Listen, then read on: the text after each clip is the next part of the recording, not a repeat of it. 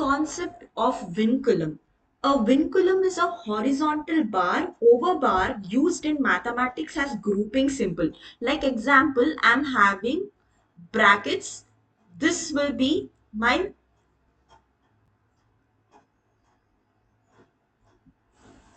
vinculum.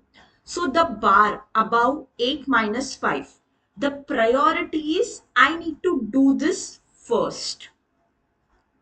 I need to do this firstly in Bodmas. So let's go for the concept of vinculum.